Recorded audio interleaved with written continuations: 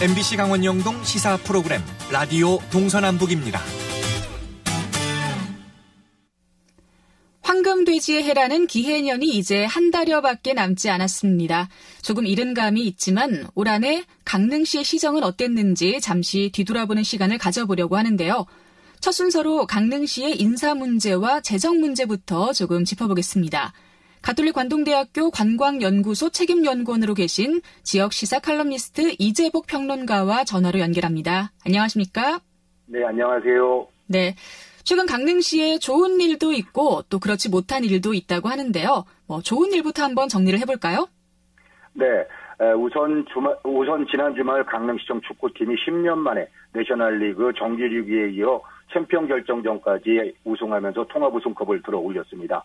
강릉의 클래스는 영원하다는 말을 실감케 한 쾌거였고요.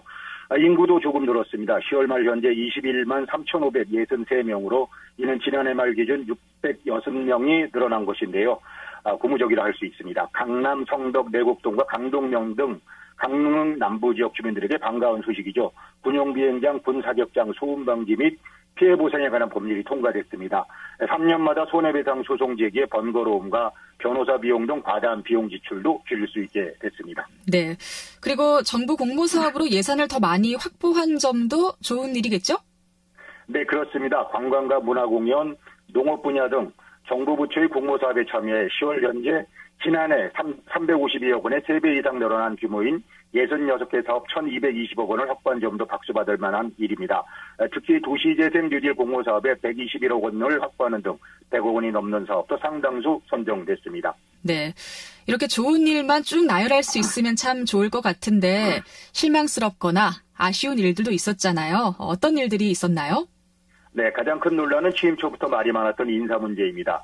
인사 문제와 관련해서는 김한근 시장이 지난달 29일 결국 지방공무원법 위반으로 불구속 기소가 됐는데요. 향후 재판 결과에 따라 조직 장악력 등 리더십에 큰 부담으로도 작용할 수 있다는 점에서 주목된다고 할 수 있습니다. 네, 이 부분은 또 이제 법적인 결과를 지켜봐야 할 것 같고요. 그리고 최근에는 농업기술센터의 묘목 무상 제공 문제가 이제 인사 문제로까지 번졌는데요. 여기도 좀 간략하게 말씀을 해주실까요? 네, 요약하면 강릉시의 현직 부의장과 전직 의장이 농업기술센터에서 무상으로 묘목을 받았다. 불공정한 묘목 분양에 대한 내부 고발이 있었지만 제 식구 감싸기식으로 덮으려 했다는 의혹이 나왔고 이에 대해서 경찰이 본격 수사에 들어갔다. 이렇게 정리할 수 있겠습니다. 네, 그러니까 그 묘목을 무상으로 분양하는 과정도 문제였지만 관련된 인사 처리가 더 큰 문제였다. 이런 지적이 많더라고요. 어떤 내용이죠? 네, 지난 4일 이와 관련해 강릉시 공무원 노조가 성명을 발표했는데요. 최근 농업기술센터 문제, 즉 제대로 묘목 무상 공여는 센터 소장 개인의 일탈로 보이지만 승진은 물론 직원의 자리까지 입맛대로 배치하는 등 줄세우기에 대한 불만이 내부 고발로 이루어진 것이다. 이렇게 지적을 했습니다.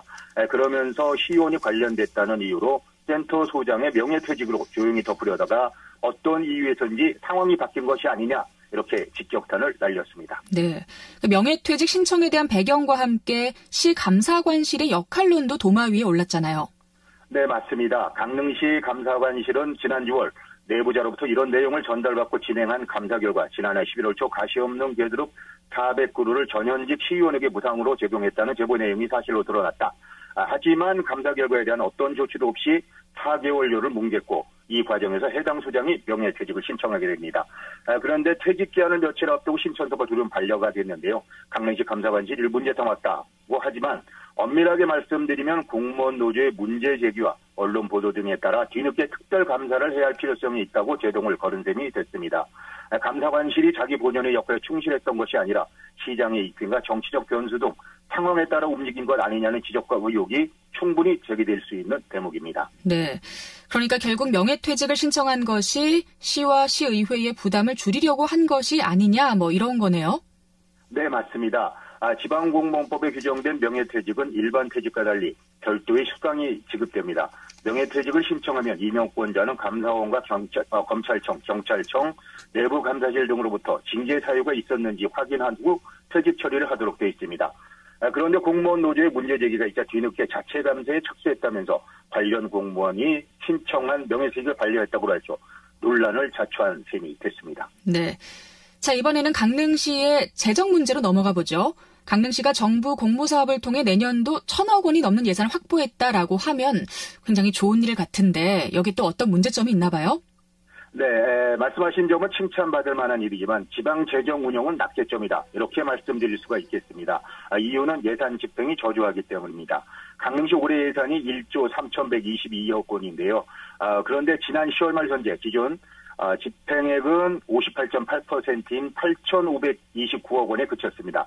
이는 도내 7개 시 가운데 6위, 18개 시군 가운데에서는 11위에 해당하는 것입니다. 네.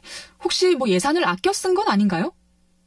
그렇지 않습니다. 예산은 1회계연도를 단위로 각 회계연도의 경비는 그 연도의 세입으로 지출해야 하며 한 회계연도의 모든 수입과 지출은 예산에 완전히 계상되어야 한다는 예산 완전성의 원칙과 예산안의 정해진 목적을 위해서 정해진 금액을 정해진 기간 내에서만 사용해야 한다는 예산 한정성 원칙이라는 것입니다. 즉 당해 연도에 수립돼 의회의 승인을 받은 예산은 그 목적에 맞도록 다 쓰라는 것입니다. 그런 점에서 예산 수립부터 운영까지 주먹구구식이 아니었냐 하는 의심이 드는 것입니다. 네. 여기서 강릉시의 예산 집행률이 낮다라는 거, 예산 집행률이 낮은 것은 뭘 의미하는 거죠? 예산 집행률이 떨어지는 것은 여러모로 좋지 않은 신호입니다. 연말이 다가와도 다 쓰지 못한 예산이 많다는 것은 애초에 예산 수립이 잘못됐거나 재정 집행 기능이 망가졌다는 방증일 수도 있기 때문입니다. 혹은 재정 집행에 대한 체계적 감독이 되지 않고 있다는 뜻도 될 수 있고요. 이런 점에서 우려가 됩니다. 특히 확장 재정을 통해서 경제 회복을 깨야겠다는 중앙정부의 확장 재정 기조와 어긋난다는 점도 우려가 되고요. 여당과 정부는 최근 당정 협의를 통해서 지방재정 집행률을 90%까지 끌어올리겠다 이렇게 밝히고 있는데요. 이 과정에서 발생할 수 있는 문제점이 한두 가지가 아닙니다. 네, 구체적으로 어떤 문제점을 예상할 수가 있는 거죠? 네, 한마디로 정리하자면 시간에 쫓겨 멀쩡한 보도블록을 뒤집고 새로 깔기 등과 같은 급하지 않은 선심성, 쓸데없는 부분에 예산을 쏟아볼 가능성이 아주 높다는 것입니다. 강릉시가 밝힌 예산 집행률 저조 이유만 봐도 남은 한 달여 동안 어디에다 돈을 쓸지 답이 나옵니다. 시는 시설비 등 투자 부분 집행률이 26.6%, 공기업 집행률 48.5%로 이렇게 저조했기 때문이다. 이렇게 분석을 했는데요. 즉 콘크리트 예산을 많이 집행하지 않아서다. 이런 얘기입니다. 네. 그리고 또 혹시 중앙정부로부터의 불이익 같은 건 없나요? 있습니다. 지방재정 집행률이 낮은 지자체는 내년도 예산심의에서 사업 축소나 통폐합 등 사업이 조정되고 보통 교부세가 삭감됩니다. 올해 이처럼 예산 집행률이 낮은 다른 이유를 찾자면 예산에 전용이 있지 않았느냐. 혹시 예를 들면 영화제 예산의 과도한 계산과 집행 등도 의심해 볼 수가 있겠는데요. 시의회가 매월 열리고 있습니다. 하지만 이걸 하나 못 잡아내고 있으니 식물 시의회다. 이렇게 해도 유구무원일 것입니다. 자, 내 돈이라면은 이렇게 쓰겠습니까? 이런 말씀을 좀 드리고 싶습니다. 네.